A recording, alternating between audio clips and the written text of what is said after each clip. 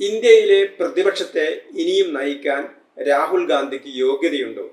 ഈ ചോദ്യമാണ് ഇപ്പോൾ ഉയരുന്നത്. ഒന്ന്, ഇന്ത്യയിലെ മൊത്തം പ്രതിപക്ഷ കക്ഷികളുടെ നേതാവായിട്ടാണ് രാഹുൽ ഗാന്ധി അറിയപ്പെടുന്നത്. ഒന്നിൽ അദ്ദേഹം ലോക്സഭയിലെ പ്രതിപക്ഷ നേതാവാണ്. അതേപോലെ തന്നെ 2023 ഏതാണ്ട് 2 ഡസനോളം പ്രതിപക്ഷ പാർട്ടികൾ ചേർന്ന് തുടങ്ങിയ ഇന്ത്യ മുന്നണിയുടെ ഒരു നേതാവ് കൂടിയാണ് രാഹുൽ ഗാന്ധി. ഈ സമയത്ത് തന്നെ ഇന്ത്യ മുന്നണിയുടെ നേതൃത്വം മറ്റ് പലർക്കും വേണമെന്നുള്ള ആവശ്യങ്ങളൊക്കെ ഉയർന്നിരുന്നു. അങ്ങനെ ഔപചാരികമായിട്ട് ഇന്ത്യ മുന്നണിയുടെ ഒരു നേതാവിനെയൊന്നും ആരും ഇതുവരെ തീരുമാനിച്ചിട്ടില്ലെങ്കിലും ഇപ്പോഴും പ്രധാനപ്പെട്ട കക്ഷി എന്ന നിലയിൽ കോൺഗ്രസിന്റെ നേതാവായിട്ടുള്ള രാഹുൽ ഗാന്ധിയാണ് ഇന്ത്യ മുന്നണി നയിക്കുന്നത്. അപ്പൊ ഈ രാഹുൽ ഗാന്ധിക്കെതിരായിട്ട് പല വിമർശനങ്ങളും ഇപ്പോൾ ഉയർന്നു വരികയാണ്. കാരണം ഒന്ന്, അദ്ദേഹം വളരെ വർഷങ്ങൾ, ഒരു ദശകത്തിലധികമായിട്ട് അദ്ദേഹം ഈ കോൺഗ്രസിന്റെ നേതാവാണ്. അദ്ദേഹം ദേശീയ തലത്തിൽ തന്നെ കോൺഗ്രസിന്റെ ഏറ്റവും വലിയ നേതാവാണ്. 2004 അദ്ദേഹം പാർലമെന്റിലേക്ക് എത്തിയതാണ്. ഇപ്പൊ കുറേ വർഷമായി. ഇപ്പോൾ സോണിയാഗാന്ധിക്ക് ശേഷം പൂർണ്ണമായിട്ടും അധികാരം രാഹുൽ ഗാന്ധിയുടെ കയ്യിലാണ്. കോൺഗ്രസിന്റെ ദേശീയ അധ്യക്ഷൻ മല്ലികാർജുൻ ഖാർഗെയൊക്കെ ആണെങ്കിലും അദ്ദേഹം ഒരു പാവയാണ്, അല്ലെങ്കിൽ ഗാന്ധി കുടുംബം അല്ലെങ്കിൽ നെഹ്റു കുടുംബം പറയുന്നതിനനുസരിച്ച് തുള്ളുന്ന ഒരാളാണെന്നുള്ളത് എല്ലാവർക്കും അറിയാവുന്ന കാര്യമാണ്. ഇവിടെ 2 രീതിയിലുള്ള വിമർശനങ്ങളാണ് വന്നിട്ടുള്ളത്. ഒന്ന്, ഘടകകക്ഷികൾ അല്ലെങ്കിൽ ഇന്ത്യ മുന്നണിയിലെ പ്രതിപക്ഷ കക്ഷികൾക്ക് തന്നെ പറയുന്നത് രാഹുൽ ഗാന്ധിയിലുള്ള അവർക്ക് വിശ്വാസം നഷ്ടപ്പെട്ടിരിക്കുന്നു. അതേപോലെ തന്നെ കോൺഗ്രസിനകത്തും രാഹുൽ ഗാന്ധി നിരന്തരമായിട്ട് തോൽക്കുന്ന ആള്. അപ്പോൾ കോൺഗ്രസിന്റെ ഒരു കുടുംബാധിപത്യ പ്രവണതയൊക്കെ കോൺഗ്രസിനുള്ളത് കൊണ്ട് മറ്റൊരു നേതാവിന് രാഹുൽ ഗാന്ധിക്കെതിരെ രംഗത്ത് വന്ന സമയത്ത് ഉടൻ തന്നെ ഗ്രൂപ്പുകളെയൊക്കെ തുടങ്ങും. ആ നേതാവിനെതിരെ മറ്റ് പല അദ്ദേഹത്തിന്റെ സംസ്ഥാനത്ത് തുടങ്ങും, മറ്റ് സംസ്ഥാനങ്ങളിലൊക്കെ തുടങ്ങും. അതുകൊണ്ട് തൽക്കാലം പ്രിയങ്ക മതിയോ എന്ന ചോദ്യമൊക്കെ പലരും ഉയർത്തുന്നുണ്ട്. അല്ലാതെ രാഹുൽ ഗാന്ധിക്ക് പകരമായിട്ടൊരു നേതാവിനെ ഇതുവരെ അവർക്ക് കൊണ്ടുവരാൻ കഴിഞ്ഞില്ല. കാരണം കോൺഗ്രസിനകത്തും അങ്ങനെ ഒരു സംസ്ഥാനത്ത് മുഖ്യമന്ത്രിയൊക്കെ ആയി, ഉദാഹരണത്തിന് മമതാ ബാനർജി അല്ലെങ്കിൽ അങ്ങനെ ഒരു കരുത്തിയായിട്ടുള്ള മുഖ്യമന്ത്രിയൊക്കെ ആയി മാറിയ ഒരു കോൺഗ്രസ് നേതാവില്ല. അവരൊക്കെ തന്നെ കോൺഗ്രസിന്റെയും ഘടകകക്ഷികളുടെയൊക്കെ പിന്തുണയിൽ വന്നതാണ്, അല്ലെങ്കിൽ പാർട്ടിയുടെ മാത്രം പിന്തുണയിൽ വന്നതാണ്. ഒരു ജനകീയ നേതാവ് എന്ന നിലയിൽ വന്ന ആരും തന്നെ ഇല്ല എന്ന് നമുക്ക് കാണാൻ കഴിയും. അപ്പൊ ഇവിടെ ഒരു പ്രധാനപ്പെട്ട പ്രശ്നം, ദേശീയ തലത്തിൽ പല സംഘടനകളും ഇവർക്കെതിരെ നീങ്ങിയിരിക്കുകയാണ്. ഏറ്റവും ഒടുവിൽ ജൂൺ 8-ാം തീയതിയായിരുന്നു ഇന്ത്യ മുന്നണിയുടെ യോഗം നടന്നത്. ആ യോഗത്തിനകത്ത് തന്നെ DMK ആ യോഗത്തിൽ പങ്കെടുത്തില്ല. CPM ആണെങ്കിൽ CPMന്റെ ജനറൽ സെക്രട്ടറിയും ആ യോഗത്തിൽ പങ്കെടുത്തില്ല. അവർക്ക് അവരുടേതായ കാരണങ്ങളുണ്ട്.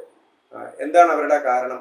ഒന്ന്, DMK പറയുന്നത് DMKയുടെ സഹായത്താൽ, DMKയുടെ ഒരു ഘടകകക്ഷിയായിട്ട് നിന്ന കോൺഗ്രസ്, DMKയുടെ എല്ലാ ആനുകൂല്യങ്ങളും പറ്റിക്കൊണ്ട് നിന്ന കോൺഗ്രസ് അവസാന നിമിഷം ഇലക്ഷനിൽ തോറ്റതോടുകൂടി നേരെ അവർ കളം മാറി ചവിട്ടി. അപ്പൊ അതുകൊണ്ട് തന്നെ രാഹുൽ ഗാന്ധിയെ വിശ്വസിക്കാൻ കൊള്ളാത്ത ആളാണ്, അദ്ദേഹത്തിന്റെ രാഷ്ട്രീയ പക്വതയില്ല തുടങ്ങിയ വിമർശനങ്ങളാണ്. അല്ലെങ്കിൽ ഇന്ത്യ മുന്നണിയെ പിറകിൽ നിന്ന് കുത്തുകയാണ്, പ്രതിപക്ഷ ഐക്യത്തിന് തുരങ്കം വെക്കുകയാണ് തുടങ്ങിയ ആരോപണങ്ങളാണ് DMK ഉന്നയിക്കുന്നത്. കഴിഞ്ഞ ദിവസം ഡൽഹിയിൽ രാഹുൽ ഗാന്ധിക്കെതിരായിട്ടുള്ളൊരു പോസ്റ്റർ ക്യാമ്പയിൻ നടത്തിയിരുന്നു. ആദ്യം പലരും പറഞ്ഞു അത് BJP നടത്തിയതാണെന്നൊക്കെ പറഞ്ഞിരുന്നെങ്കിൽ പിന്നീട് DMK പറഞ്ഞു ഞങ്ങൾ തന്നെയാണ് ആ ബോർഡ് വെച്ചതെന്ന് പറഞ്ഞു. ഇപ്പം DMKയുടെ മുഖപത്രം മുരശലി പരസ്യമായിട്ട് രാഹുൽ ഗാന്ധിയെ വിമർശിക്കുകയാണ്. അതേപോലെ തന്നെയാണ് പിണറായി വിജയനെതിരെ പല നീക്കങ്ങളും നേരത്തെ നടത്തിയിരുന്നു. കാരണം അവർ ദേശീയ തലത്തിൽ ഇന്ത്യ മുന്നണി എന്ന് പറയുമ്പോൾ കേരളത്തിൽ അവർ പിണറായി വിജയനെതിരായിട്ടാണ് കോൺഗ്രസ് ഇവിടെ പ്രചരണം നടത്തുന്നത്. പ്രിയങ്ക ഗാന്ധിയും രാഹുൽ ഗാന്ധിയൊക്കെ വന്ന സമയത്ത് BJPക്കെതിരെ വിമർശനം ഉന്നയിക്കുന്നത് എന്തായിരുന്നു? നിങ്ങൾ എന്തുകൊണ്ട് പിണറായി വിജയനെ അറസ്റ്റ് ചെയ്യുന്നില്ല? അരവിന്ദ് കെജ്രിവാളിനെ അറസ്റ്റ് ചെയ്ത് നിങ്ങൾ എന്തുകൊണ്ട് പിണറായി വിജയനെ അറസ്റ്റ് ചെയ്യുന്നില്ല എന്ന ചോദ്യമായിരുന്നു ആരുന്നയിച്ചിരുന്നത്? രാഹുൽ ഗാന്ധിയെ ഉന്നയിച്ചത്. അപ്പോൾ സ്വാഭാവികമായിട്ടും അത് അവരെ ഇറിറ്റേറ്റ് ചെയ്തിരിക്കും. അപ്പം CPM അങ്ങനെയുള്ള ഒരു അകൽച്ചയിലാണ് നിൽക്കുന്നത്. മറുപടിയായിട്ട് രാഹുൽ ഗാന്ധിയുടെ വിമർശനത്തിന് മറുപടിയായിട്ട്, പിണറായി വിജയനൊക്കെ എതിരായിട്ടുള്ള വിമർശനത്തിന് മറുപടിയായിട്ട് രാഹുൽ ഗാന്ധി ആദ്യം പറഞ്ഞത് പിണറായി വിജയനൊന്നും ഞാൻ കെട്ടിപ്പിടിക്കില്ല എന്നാണ് പറഞ്ഞത്. അപ്പം പിണറായി വിജയൻ അതിൽ തിരിച്ചും നല്ല ശക്തമായ ഭാഷയിൽ മറുപടി പറഞ്ഞു. അപ്പോൾ ഒരു ദേശീയ തലത്തിലുള്ള ഒരു പ്രതിപക്ഷ മുന്നണിയുടെ നേതാക്കൾ പരസ്പരം ഏറ്റുമുട്ടുകയാണ് ചെയ്യുന്നത്. അതേപോലെ തന്നെയാണ് ഉത്തർപ്രദേശിലെ അഖിലേഷ് യാദവും അതുപോലെ തന്നെ ബീഹാറിലെ നേതാക്കളൊക്കെ തന്നെ ഇദ്ദേഹത്തിനെതിരായിട്ടാണ് സംസാരിക്കുന്നത്. അവരൊക്കെ തന്നെ പറയുന്നത് രാഹുൽ ഗാന്ധിക്ക് ഇവരെ ഒന്നും കൊണ്ടുപോകാൻ കഴിയില്ല എന്നുള്ള രീതിയിലേക്കാണ്. അതിർത്തി അങ്ങനെ വ്യാപകമാവുകയാണ് ചെയ്യുന്നത്. നേരത്തെ ആം ആദ്മി പാർട്ടി ഇവരുടെ കൂടെ ഉണ്ടായിരുന്നു, അവർ ഏതാണ്ട് പൂർണ്ണമായി വിട്ടുപോയി. CPM ഏതാണ്ട് ഒരു വിട്ട നിലയിലാണ് നിൽക്കുന്നത്. DMK വിട്ടുപോയി കഴിഞ്ഞു. മമതാ ബാനർജി ആണെങ്കിൽ മമതാ ബാനർജിയുടെ എല്ലാ അടിത്തറയും ഇളകിയത് കൊണ്ട് മാത്രമാണ് മമതാ ബാനർജി ഇപ്പോൾ അവരുടെ കൂടെ നിൽക്കുന്നത്. കാരണം എന്താണ് ഇവർ ചെയ്തത്? ഇപ്പം ഏറ്റവും ഒടുവിൽ നടന്ന തെരഞ്ഞെടുപ്പ് നമുക്ക് കാണാൻ കഴിയും. 5 സംസ്ഥാനങ്ങളിലേക്ക് തെരഞ്ഞെടുപ്പ് നടന്നു. ആ 5 സംസ്ഥാനങ്ങളിൽ കേരളം ഒഴികെയുള്ള എല്ലാ സ്ഥലത്തും തോറ്റമ്പുകയാണ് ആര് ചെയ്തത്? കോൺഗ്രസ് ചെയ്തത്. ആസാമിൽ ഒന്നും കിട്ടിയില്ല. പശ്ചിമബംഗാളിൽ 2 സീറ്റാണ് അവർക്ക് കിട്ടിയത്. അതേപോലെ തന്നെ തമിഴ്നാട്ടിൽ അവർ തൂത്തുവാരപ്പെട്ടു. അതേപോലെ പോണ്ടിച്ചേരിയിലും, അവിടെ പോണ്ടിച്ചേരിയിൽ DMKയേക്കാൾ സ്വാധീനം കോൺഗ്രസ് ഉണ്ടായിരുന്നെങ്കിൽ പോലും അവിടെയും അവർ തോറ്റു. അവർക്ക് ആകെ പിടിച്ചു നിൽക്കാൻ പറ്റിയത് കേരളത്തിൽ മാത്രമാണ്. അത് കുറേയൊക്കെ മുസ്ലിം വോട്ടിൻ്റെയും അതുപോലെ തന്നെ പിണറായിക്കെതിരായിട്ടുള്ള ശക്തമായ ഭരണവിരുദ്ധ വികാരത്തിൻ്റെ ഗുണം ഇവർക്ക് കിട്ടിയത് കൊണ്ടാണ്. അങ്ങനെ പിടിച്ചു നിൽക്കാൻ ഒരു കേരളം മാത്രമേ ഉള്ളൂ. അതുകൊണ്ട് തന്നെ രാഹുൽ ഗാന്ധിക്കുള്ളൊരു തിരിച്ചടി കൂടിയായിട്ടാണ് ഈ തെരഞ്ഞെടുപ്പ് പരാജയങ്ങളെ കാണേണ്ടത്. ബീഹാറിലും അദ്ദേഹം വലിയ തോതിലാണ് ആദ്യം പോയി ക്യാമ്പയിനൊക്കെ നടത്തിയത്.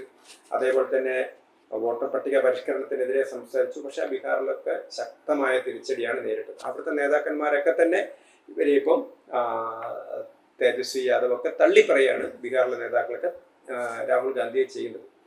ഇത് മുന്നണികളായിട്ടുള്ളൊരു ബന്ധത്തിന്റെ കാര്യത്തിൽ. ഇനി സംസ്ഥാനങ്ങളിലേക്ക് എടുത്തു നോക്കൂ.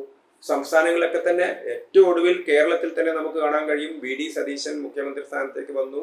അതേപോലെ തന്നെ KC വേണുഗോപാൽ മുഖ്യമന്ത്രി ആവണമെന്നുണ്ടായിരുന്നു. രമേശ് ചെന്നിത്തല മുഖ്യമന്ത്രി ആവണമെന്നുണ്ടായിരുന്നു. കോൺഗ്രസിന്റെ ഹൈക്കമാൻഡിന്റെ പിന്തുണ ആർക്കായിരുന്നു?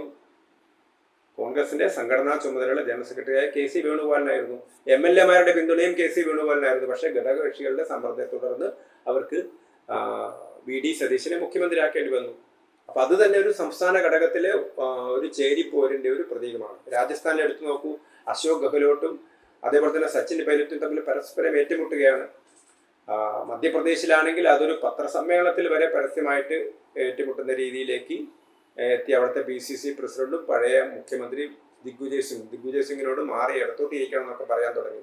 അതേപോലെ തന്നെ തെലങ്കാനയിൽ ഇപ്പം മധ്യപ്രദേശിൽ നിന്ന് രാജ്യസഭയിലേക്ക് മത്സരിക്കാൻ പറ്റാതിരുന്ന അല്ലെങ്കിൽ നോമിനേഷൻ പേപ്പർ തള്ളപ്പെട്ട മീനാക്ഷി നടരാജൻ. ആ മീനാക്ഷി നടരാജൻ ആണ് തെലങ്കാനയിലെ പ്രഭാരി. അയാളും അവിടുത്തെ മുഖ്യമന്ത്രി രേവന്ത് റെഡ്ഡിയും 2 തട്ടിലാണ് നിൽക്കുന്നത്. കർണാടകത്തിൽ നമുക്കറിയാം വലിയ ഫൈറ്റാണ് നടന്നത്. അവസാനം സിദ്ധരാമയ്യെ താഴെയിട്ട് ഇപ്പോൾ ശിവകുമാർ മുഖ്യമന്ത്രിയായി. അവർ രണ്ടുപേരും ഭയങ്കര ഫൈറ്റാണ് നടക്കുന്നത്. DK ശിവകുമാറും അതേപോലെ തന്നെ സിദ്ധരാമയ്യയും. ഇപ്പോൾ DK ശിവകുമാർ വീണ്ടും ഇപ്പോൾ മുഖ്യമന്ത്രിയായി. അപ്പം പ്രതിപക്ഷത്തേക്ക് അല്ലെങ്കിൽ മുഖ്യമന്ത്രി സ്ഥാനം നഷ്ടപ്പെട്ട സിദ്ധരാമയ്യെ വെറുതെ ഇരിക്കുമെന്ന് തോന്നണ്ട. അപ്പം അദ്ദേഹത്തിന്റെ കളി തുടങ്ങാനിരിക്കുന്നതേ ഉള്ളൂ. അപ്പോൾ കോൺഗ്രസിന്റെ എല്ലാ സംസ്ഥാനങ്ങളിലും പരസ്പരം തമ്മിൽ തല്ലലാണ്. അതേപോലെ തന്നെ അവരെ കയ്യിൽ നിന്ന് പരമാവധി സംസ്ഥാനങ്ങൾ നഷ്ടപ്പെട്ടു. ഇപ്പം ഹിമാചൽ പ്രദേശും അതേപോലെ തന്നെ കർണാടകയും തെലുങ്കാനയും മാത്രമേ അവരുടെ കയ്യിലുള്ളൂ. കർണാടകയിൽ അടുത്ത ഇലക്ഷനിൽ കർണാടകയിൽ കോൺഗ്രസ് പോകുമെന്ന് ഉറപ്പാണ്. തെലുങ്കാനയിലും അവർക്ക് വലിയ പ്രശ്നങ്ങളാണ്. അപ്പോൾ എന്ത് സംഭവിക്കും കോൺഗ്രസിന് എന്നതൊരു ചോദ്യമാണ്. കാരണം ഈ പ്രതിപക്ഷങ്ങളെയൊക്കെ മുന്നോട്ട് നയിക്കണമെങ്കിൽ കോൺഗ്രസ് ശക്തമാവണം. ശക്തമല്ലാത്ത കോൺഗ്രസിനെ എങ്ങനെയാണ് മറ്റു പാർട്ടികളൊക്കെ കൂടെ നിൽക്കുന്നത്? ഇപ്പോൾ മമതാ ബാനർജി നിൽക്കുന്നുണ്ട്. കാരണം മമതാ ബാനർജിക്ക് മറ്റൊരു പോംവഴിയില്ല. മമത ഇതുവരെ കോൺഗ്രസിന് വഴങ്ങാതിരുന്നതാണ്. ഞാനും ദേശീയ തലത്തിൽ മമത മുഖ്യമന്ത്രിയായി ജയിച്ചിരുന്നെങ്കിൽ അല്ലെങ്കിൽ പശ്ചിമബംഗാളിലെ തെരഞ്ഞെടുപ്പിൽ TMC ജയിച്ചിരുന്നെങ്കിൽ മമത ഇപ്പം മുഖ്യമന്ത്രിയായിട്ട് ഒരു കൊല്ലം കഴിഞ്ഞിട്ട് മരുമകനെ ഏൽപ്പിക്കും. അല്ലെങ്കിൽ മരുമകനെ തന്നെ ഈ തവണ മുഖ്യമന്ത്രിയാക്കിയിട്ട് ദേശീയ തലത്തിലുള്ള ഇന്ത്യ മുന്നണിയുടെ നേതൃത്വം ഏറ്റെടുക്കണം എന്നുള്ളതായിരുന്നു മമതയുടെ നിലപാട്. പക്ഷെ മമതയ്ക്ക് വലിയ തിരിച്ചടി, പ്രതീക്ഷിക്കാത്തതിനേക്കാൾ വലിയ തിരിച്ചടിയാണ് മമതയ്ക്ക് ഉണ്ടായത്. മാത്രമല്ല മമതയുടെ ആളുകളൊക്കെ തന്നെ മമതയെ കൈവിടുകയും ചെയ്തു. അങ്ങനെ ഒരു മമത എന്ന് പറയുന്ന ഏക സ്ത്രീ മാത്രം, ഒരു നേതാവ് മാത്രം, അവരും അഭിഷേക് ബാനർജി, ബാക്കി എല്ലാവരും മമതയെ കൈവിട്ട് കഴിഞ്ഞു. അവർ മാത്രമാണ് ഇപ്പോൾ കോൺഗ്രസിന്റെ മുന്നണിയിൽ നിൽക്കുന്നത്. ഇങ്ങനെ ഒരു പരിതസ്ഥിതിയിലാണ് ദേശീയ തലത്തിൽ കോൺഗ്രസിന്റെ തന്നെ അസ്തിത്വം ചോദ്യം ചെയ്യപ്പെടുന്നു. ഇപ്പൊ തന്നെ നമുക്ക് എടുത്തു നോക്കും. ഇന്ത്യയിലെ ഒരു പ്രധാനപ്പെട്ട ചില സംസ്ഥാനങ്ങൾ എടുത്തു നോക്കാം. ആ പ്രധാനപ്പെട്ട സംസ്ഥാനങ്ങൾ എന്ന് പറഞ്ഞാൽ ഉത്തർപ്രദേശ്, മഹാരാഷ്ട്ര, തമിഴ്നാട്, ബീഹാർ, പശ്ചിമബംഗാൾ. ഇപ്പോൾ ഒരു 5 സംസ്ഥാനം എടുത്തു നോക്കിയാൽ ഈ 5 സംസ്ഥാനത്തിന്റെ പ്രത്യേകത ഇന്ത്യയിലെ 543 ലോക്സഭാ മണ്ഡലങ്ങളിൽ 249 ലോക്സഭാ മണ്ഡലങ്ങളുള്ള സംസ്ഥാനമാണ്. ഇവിടെ കോൺഗ്രസിന് എത്ര സീറ്റുകൾ? ആകെ 10 30 സീറ്റാണ് ഈ സംസ്ഥാനങ്ങളിലെല്ലാമായിട്ട് കോൺഗ്രസിനുള്ളത്. അതേപോലെ തന്നെ 1462 സീറ്റാണ് ഈ 5 സംസ്ഥാന നിയമസഭകളിലായിട്ടുള്ളത്. അവിടെ കോൺഗ്രസിനുള്ളത് 72 സീറ്റാണ്. അപ്പോൾ ഇന്ത്യയിലെ ഏറ്റവും അധികം ലോക്സഭാ മെമ്പർമാരുള്ള സംസ്ഥാനങ്ങളിലെ കോൺഗ്രസിന്റെ സ്ഥിതിയാണിത്. അപ്പോൾ ഇങ്ങനത്തെ ഒരു പാർട്ടിക്ക് എങ്ങനെയാണ് ഈ രാജ്യത്തെ മുന്നോട്ടേക്ക് നയിക്കാൻ കഴിയുക? അപ്പോൾ എന്തുകൊണ്ടാണ് കഴിയാത്തത് ഇത്ര വർഷങ്ങളായിട്ട് ആ കോൺഗ്രസിന് എല്ലാ തിരിച്ചടിയും. കാരണം പലതവണ കോൺഗ്രസ് രാഹുൽ ഗാന്ധിയെ പ്രൊജക്ട് ചെയ്യാൻ വേണ്ടി വലിയ വലിയ ക്യാമ്പയിനുകളൊക്കെ നടത്തി രാഹുലിനെ പ്രൊജക്ട് ചെയ്യാൻ വേണ്ടി ശ്രമിച്ചു. ഘടകകക്ഷികളൊക്കെ അതിന്റെ പുറകെ നിന്നു. പക്ഷെ രാഹുൽ പരാജയം എല്ലാ സംസ്ഥാനത്തും. ലോക്സഭാ തെരഞ്ഞെടുപ്പിൽ പരാജയം, അത് 2014 ലോക്സഭാ തെരഞ്ഞെടുപ്പിലാണെങ്കിലും 2019 ലോക്സഭാ തെരഞ്ഞെടുപ്പിലാണെങ്കിലും 2024 ലോക്സഭാ തെരഞ്ഞെടുപ്പിലാണെങ്കിലും അതേപോലെ തന്നെ എല്ലാ സംസ്ഥാന നിയമസഭകളിലും കോൺഗ്രസിന് പരാജയം സംഭവിക്കുന്നു. എവിടെയെങ്കിലുമൊക്കെ ലോക്സഭാ തെരഞ്ഞെടുപ്പിൽ അല്പം നേട്ടമുണ്ടെങ്കിൽ തൊട്ടടുത്ത നിയമസഭാ തെരഞ്ഞെടുപ്പിൽ പരാജയപ്പെടുന്നു. ഇപ്പോൾ മഹാരാഷ്ട്രയിലൊക്കെ നമ്മൾ അതാണ് കണ്ടത്, ഹരിയാനയിൽ അതാണ് കണ്ടത്.